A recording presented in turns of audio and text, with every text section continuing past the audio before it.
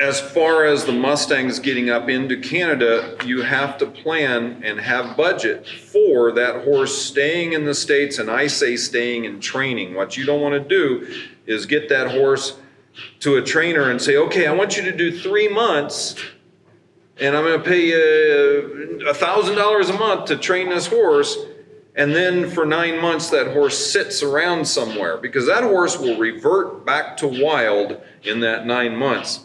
Like, that's kind of one of the conversations that was had with me about this horse.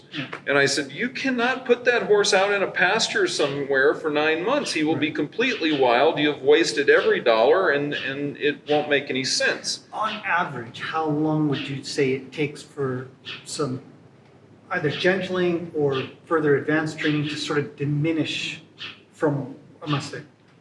Well, for a horse that was gathered in the wild and then brought in, if that horse was not in holding very long, and then you get it to somebody who starts the gentling process, and every horse is different. And I was explaining to Graham, I've got Mustangs here, like Taz, my 2010 Mustang.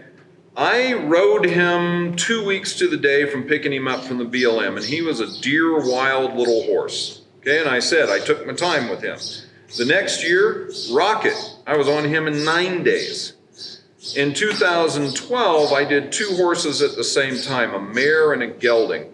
The gelding I rode in 4 days, and he was extremely wild, but in 4 days, I had that horse's mentality, and the mare took 6 weeks. She would not give up her feet. She didn't want to be caught. So what's the difference there? Well, they're both wild horses. The mare was just a ball of brace, and she had actually been in holding 10 months. The gelding had only been in holding for a couple months, and he was a little younger. Okay. But the mare ended up coming around, turned into this amazing horse, absolutely beautiful, but it took me 6 weeks to get on that horse. So it's so subjective to say, oh, this is how long it takes to gentle a Mustang. I have had another horse for a client. We walked both of these horses for 2 clients. In fact, you've seen Dylan here. He's my student who does all our kids' riding lessons here. The horse I helped her go pick out 6 years ago and coached her to her first ride, 4 weeks to the day from picking him up as a wild horse. Mm-hmm. She rides him bareback and bridleless around here and has little tiny kids riding him. You saw that yesterday. And the other horse that I had gotten, and he's on my YouTube, Conager, we walked him off. I helped this lady pick him out. We walked him off, and he was of such a demeanor, I picked up all 4 feet in about 10 minutes. And another 10 minutes, I hopped up, did some, Jeffrey's work with him, hopped up over his back, and was leaning over this horse's back that was just down at Canyon City that day. The second time I worked that horse, I rode him. The 4th time I rode him, I was riding him down a trail, down into a river, over bridges. So there's really nothing. There's no baseline for these horses. They're all so different. But diminishing, so say you get them good, say that looks really good, and then you say, look, off you go into the pasture for 6 months. If you had 100 of these, how many of those would just be lost cases? 100. All of them. Every one of them is going to go revert back to being almost as wild as they were when they came out. If I came, well, let's say 1 month. Okay, let's say you take them after you've done all this work, and then you go turn them loose for a month. Yeah. Out there. Yeah. And not have any contact with them. Sure. I'd say more than 50% are going to go, I'll see you later.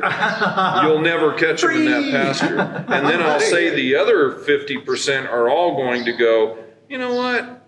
I'll think about it. And then they'll probably go, no, I'll see you later. You've got to be very consistent with these horses, So it's much, because some people, the domestics, they've got their stuff done and they do this and they've done, I haven't ridden my horse in 6 months. Can you tune it up? Is a good way to put it. And they might need some kind of, but usually they're pretty good. You just kind of keep going a little bit more, and then within a week or two, it's back to normal. But Mustangs are not that. That's not. Not right away. Now, Taz Yeah. and Rocket. Now, Rocket's a little different. Rocket's a little bit more, he's always got that wildness. Yeah. And my little guy, Taz, I always joke that he was some little 9-year-old girl's pony in Wyoming who got loose and got gathered up by the BLM. Yeah. Because once I got him gentled and got him ridden and got some things done, I was using him as a lesson horse 2 months after gentling. Yeah. And then I bought him back from my clients who bought him at the auction after a year. But I was always using him as a lesson horse. And he loved kids. Yeah. I think on his 10th ride was, I rode him on his, well, I guess I think I did his 9th ride, and the instructor for this kids' summer camp came over with 9 or 14, I think it was 14 kids. And here, basically, 4 weeks before, this was a wild horse, and there 14 little kids are brushing him and just hailing him. He's just sitting there, oh my God. Oh, but I like this. And these kids were from 4 years old to 14. Yeah. They loved on him, and he's like kids. He's just said, oh, I like this. Yeah. Now, he's only about 14 hands, He's a little guy. but he's a stocky little sucker, and I tell you, he's worth his weight in gold for a kid's lesson horse.